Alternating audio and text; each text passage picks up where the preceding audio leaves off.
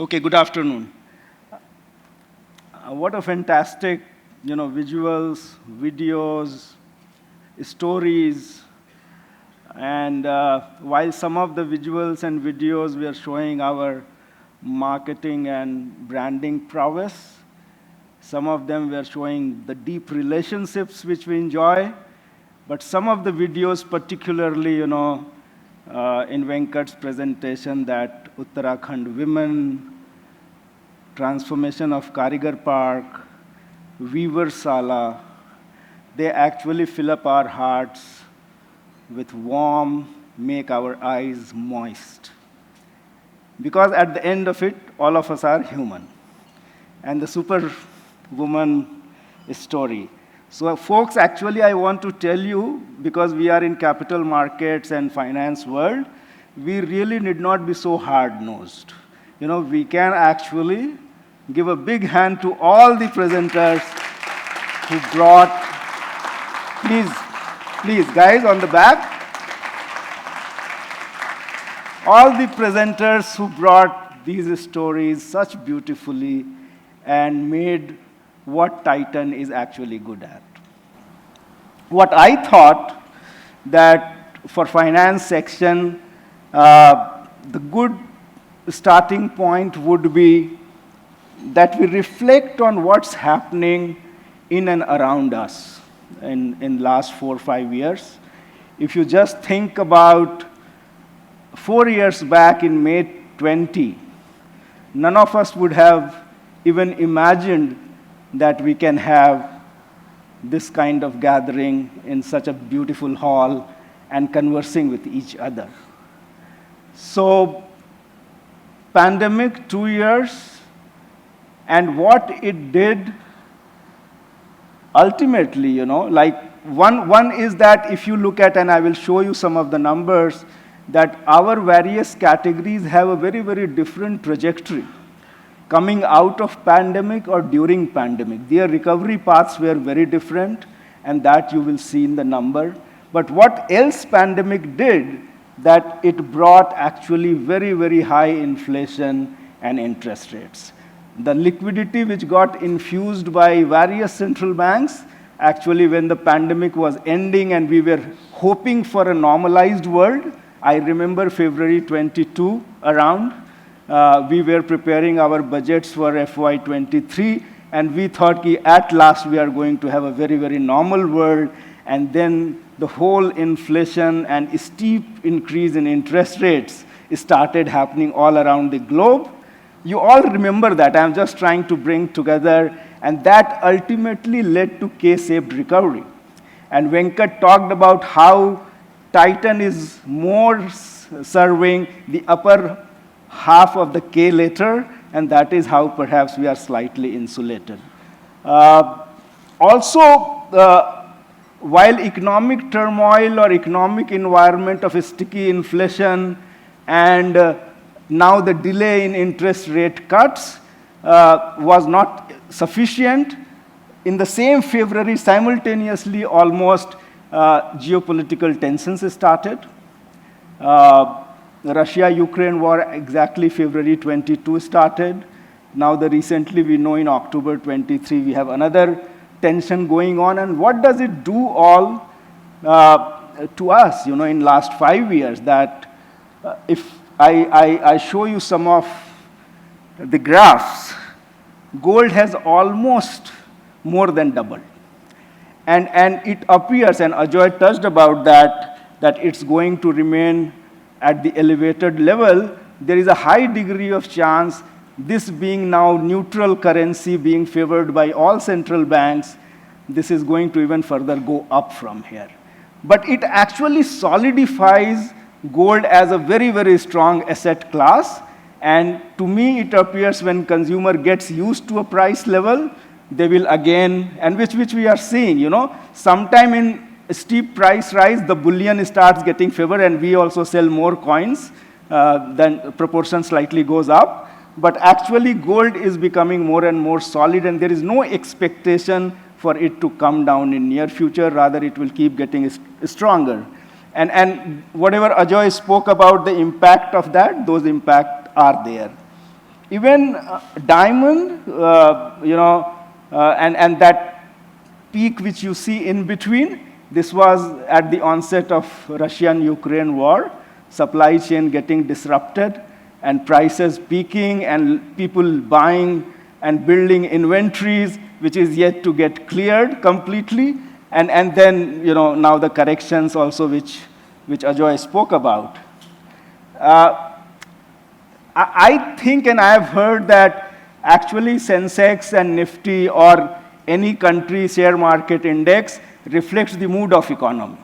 And if that is true, then Indian mood of economy has been pretty upbeat, And that also in a way reflects, because I believe all of you are very wise people, and if you have taken Nifty to that level, you must have some reason behind that, some reasons behind that. And I think the whole India story, that the largest, one of the large economy growing fastest in the world, the whole rising affluence and aspirations, the young demography, the whole digital savviness, I'm sure some of those factors are kind of working to give this kind of result.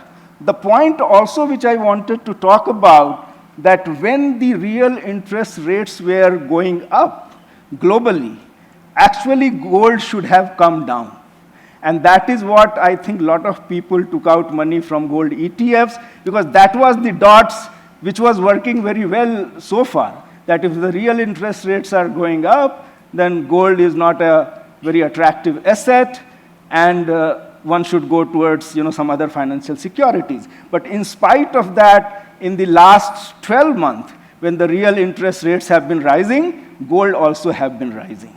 And that what brings to the point that now connecting dots are becoming very, very difficult. Rules are set rules which were there to understand the world and economy are kind of getting questioned or getting upset, and which makes the world uncertain. How do you think about future becomes more complicated, and that is where I think the core values, core foundation, which Titan has built over the last 40 years helps us to navigate and will help us to navigate future along the way. Now let us look at Titan, what we have been doing last 5 years. Given the environment which was there, I think it's not a bad performance, it's a quite good performance. Overall, and all the numbers which I am presenting, they are consolidated basis. Consolidated basis, as you heard the stories, we have now CaratLane, we have international business, we have Teal also, which is another engineering company which we have in Titan. They are large enough, they are growing fast enough, and they are outside standalone Titan. So it's important that you also start paying attention to our consolidated numbers, because a lot more is happening even outside Titan standalone numbers. So we grew 19% over the 5 years. But if you look at different businesses, and as I spoke about that, the business recovery, business bounce back has been pretty different. Jewelry has been, I think, in a way, well supported just after, during COVID and after COVID, a lot of savings, etc., kind of jewelry received share of wallet in that way. So I have a 5-year, so 5-year CAGR is given, but in last 2 years, clearly post-COVID, recovery of most of our categories have been pretty impressive in FY23 and FY24. That's the last column. Now, just think about what has happened over 5 years, While Venkat spoke about the volume of customers, and I will tell you that 88% jewelry, which because of the higher growth rate over last 5 years, from 83 to 85, 88%, but it contributes about 10 to 11% of our customer. So if in a year about 25 million of customers are served by Titan, or 26 million, then 10% contributes that 88% of the revenue, and rest 90%, and they are almost same, customer persona who can kind of keep buying, and that is where the importance of other businesses and customers financially as well as number of customer-wise. The other shift which has happened, which Dini presented, it was 0.8%. Now it is 2.2%. Hopefully will become 5%, and I have something to talk about that also. Within watch business, wearable, which was just a 3%, now have become 14%. And some of the decisions which affects portfolio in the last 5 years, I have tried to just bring a complete list, however big or small they were. Some of them proved to be very good for us. You can see we did Hug Innovation, which is now Titan Smart Lab in Hyderabad, and is in a way backbone for our smart wearable business. We opened international subsidiaries for supporting our international business. CaratLane is now almost 100% subsidiary for us, a very, very successful, progressive acquisition. Clean Origin is a LGD US company where we have a minority stake, not doing so well. QZen supporting our smart wearable business, again, a US AI tech-enabled health, fitness-focused algorithm company. We exited from Faberluba, which was our 10 years back. We have, I think, got into that. And another JV, which we have with Mont Blanc, that also we have. So these are the 5-year, some of the things have worked very well, some of the things have not worked so well. The other important, many presenters talked about, they were digital. This is during 2019-20, where were we? Jewelry was almost less than 1%. CaratLane was almost 100% digital. They have just started few stores, but very low number of stores. And watches was 9%, eye care 4%, and the emerging businesses, mostly women's bag, not women's bag, fragrances, etc., were there, which was 8%. And if you look at now 24, 20% of Titan sales is either on e-com or very, very influenced through the digital channel. The conversions are influenced. And how jewelry almost from 1 to 15%, and CaratLane is there. The watches is in between 19% analog and 51%. So the digital channel, the whole omni stuff, the access part which Venkat spoke about, the access available to T2, T3, T4 customers and everyone else, this has enabled to a great extent. This is the retail footprint, how in last 5 years, and you will look at the graph that first 2-3 years of which were COVID impacted, we were really slow. Stores were not expanding, but in last 2-3 years, it has really accelerated. Whether addition of towns, whether addition of stores, or whether the retail square feet area. So all have, in last 2-3 years, really we have accelerated. And again, by business, by segment, if you want to see, there is again 5-year, and then there is a 2-year, because real explosion in if explosion is too hard word, but real growth has happened in the last 2 years as far as retail, and this momentum is likely to continue. Now moving on to profits, how EBIT has behaved. In FY19, we had 2,000 crore at a consolidated level, delivered 10.1%. Now we are at 11%, 5,241 crore. Have grown faster than revenue. 19% was revenue CAGR, about 21% is EBIT CAGR. These are various businesses. Again, consolidated numbers. So jewelry, if you want to reconcile in your mind, 11.6% has CaratLane plus and international, which is right now overall business level minus, and that is why 11.6%. The consolidated jewelry business of Titan has remained where it is. It was in FY19. Watches, again, every business have a story within the EBIT things, which you might have picked up in the presentations. Jewelry would have product mix issues. We talked about CaratLane and IBD at consolidated level. Watches, the wearable going up from 3% to 14% part of the portfolio, you have seen that would have kind of created a little bit on the margin side. Eye care, you saw completely turning around as far as the profitability of the business is concerned, and that is where 0.5% to 11%. And emerging businesses, some are plus, some are minus, and that is where this includes steel and TCTL, all those businesses.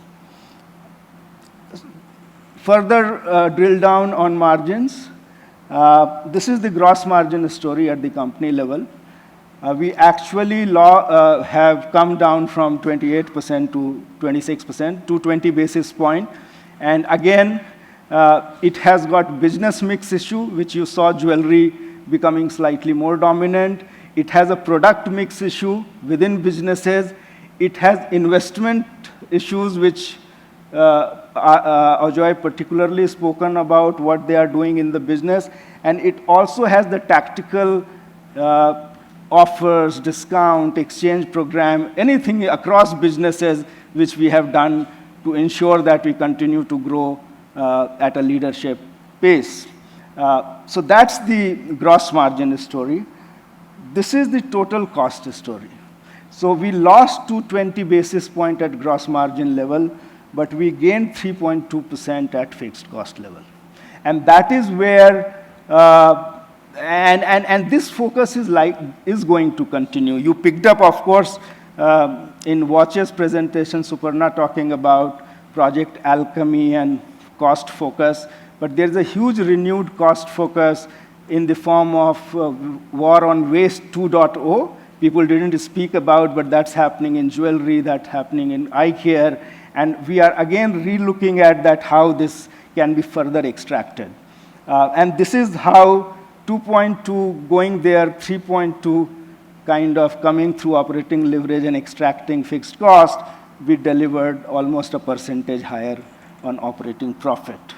I'll move on. This is the 5-year cash flow, where the money came from, how did it got invested. You can see roughly 18,000 crore of operating cash profit got generated in 5 years, and the working capital took 8,000 crore. We did capex on our existing business of 1,800 crore and paid taxes 4,000 crore. So 4,000 is the operating free cash flow which got generated in last 5 years.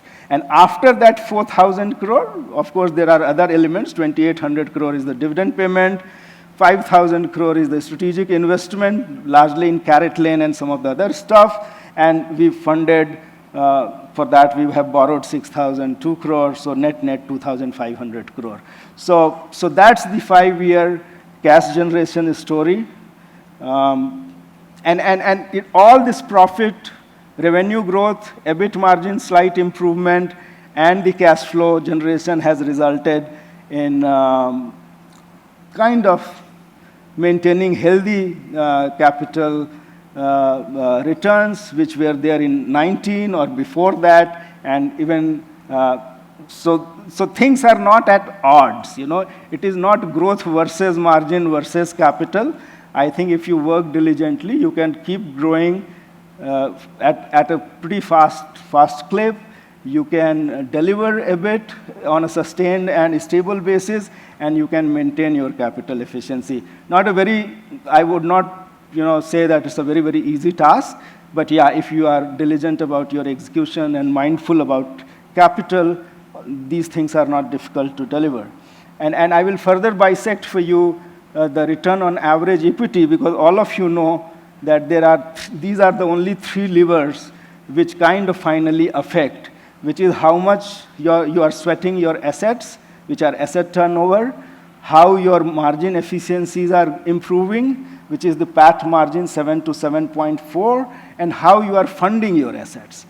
So if you will see from 19 to 24, we have increased our return on equity. It has basically come through some improvement in margin, which is the efficiency of use of our resources, and some has come from the financial leverage which we have created in the balance sheet. The asset efficiency has come down from 1.86 to 1.6. The dominant part of this inefficiency happened during COVID time. And this is the most stickiest thing to recover back. And particularly inventory turnover actually improved from FY23 to 24, but this is the slowest to improve. You know, you can get back your growth, you can get back on margin track, but capital, the inventory norms which kind of slowed down during COVID period are gradually recovering, and I expect perhaps we can work on that and recover over next 2-3 years. And that should help then return on equity to further improve. So just summarizing, last 5 years, I had presented this slide last time also, that we grew 19% top line, profit after tax 20%, EBIT margin improved 90 basis points. We have demonstrated that for 15 to 20% of organic growth, we really don't need to go outside for capital raising. Our internal cash is sufficient, our internal accruals are sufficient to help us to grow 15 to 20% on organic basis. Yeah. So now I thought I'll just cover 2-3 more slides. There is some fine prints below. Can you guys read it? The fine print is not readable, no? I borrowed this from your industry only, this fine print, so that you read and you understand. What I'm going to talk about is, so this is just summarization. You know, every presenter in some way or the other, particularly Venkat, Suparna, Ajoy, everyone talked about that what is the large opportunity landscape where Titan is standing at. And the last point, market share is low single digit or just high single digit market share in various categories. And even if you remember Suparna's slide, that 50% of watch market is on the top end of the premium and the bottom end. We are 50% market share at the bottom, which only represents 50%. And in that top end and bottom end, we are in single digit. So there is a large opportunity there also. So otherwise, you know, sometimes we think in watch, we have a very, very dominant market and we cannot grow because already sitting at 50%, how can you grow further? But there are 2 places which represents actually 50% of analog watch, where we just have 6-7% market share. So that opportunity is across business divisions, and that's a very, very powerful opportunity. I will not talk more about this. There are strengths which have been demonstrated by all the presenters, all the businesses, and some of the newer businesses you would have seen how diligently and meticulously we are making that happen. It might be sometimes slower, particularly in Taneira, you would have picked up. It is almost playbook of Tanishq jewelry, which is in the play for the sari and ethnic wear business, which is in the making. And it takes time, but I think customers are loving it. We are internally loving it while creating it, and our viewers are loving it. So I think the whole value chain is getting very excited about that category. Denny spoke about how the same goodness is getting transported to international market and is working very well for us. Again, this is summarization of all the challenges which you heard through various presenters. I spoke about that macro environment has been tough. Going forward, it is not likely to be changing anyway. We need to be used to stay in this kind of world and kind of the competition, particularly in our, everywhere it is there, but particularly in jewelry right now at this point of time, it is at heightened level. Gold rate we talked about, product mix in jewelry, which I think Ajoy explained that high gold rate in the diamond jewelry also it starts impacting margin. So some of these are the challenges around growth as well as margin, but I think we have far more offsets available with us, which actually weighs heavier than the challenges, and we believe we can kind of, going forward, take advantage of this. Premiumization is a really macro trend in a way in India story. International opportunity, you heard about it. We are addressing affordable mass fashion in eye care as well as in watches in a big way. Hopefully, you know, and I will cover that, we believe that in next 3 to 4 years, business mix where emerging businesses will perhaps contribute slightly higher than what they are doing right now. And again, the the whole thing can start shifting back where international business and Tanera and women's bag, etc., will contribute much more in terms of financial and, yeah.